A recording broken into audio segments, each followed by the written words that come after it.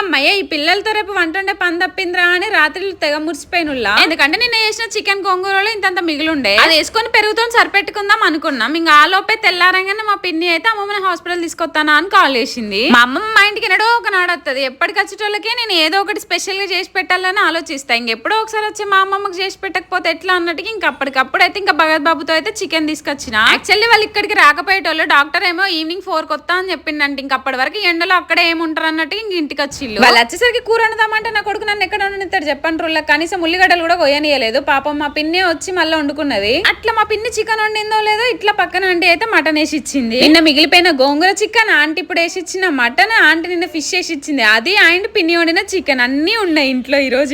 ఇక మా పిన్ని అయితే నాకు ఇంట్లో పని చేయడానికి వచ్చినట్టు అయిందిలా. వచ్చేసరికి ఇంకెక్కడ పని అక్కడ ఉందని ఇల్లు ఉడిచింది, బోల్ తోమింది, కూర వండింది, ఎక్కడ చదిరి పాపం ఆగమాగం మళ్ళీ హాస్పిటల్కి వెళ్ళింది. వచ్చినందుకు అట్లీస్ట్ ఒక 3 గంటలైనా లేరు. తిప్పి కొడితే గంటన్నర ఉన్నారేమో. ఆ గంటన్నరలో పని చేసుకుంటూనే ఉన్నది. కాసేపు ఉండుర్రే అని అందాం అనుకున్నా కానీ వాళ్ళు వచ్చింది హాస్పిటల్ పని మీద కాబట్టి అనలేకపోయినా. ఈ వీడియోలో నేను వేసుకున్న పింక్ కలర్ షేర్ డ్రెస్ అయితే చాలా బాగుంది. స్క్రీన్ మీద ట్యాగ్ చేసి చెక్ చేయాలి ఉంటాం మళ్ళీ.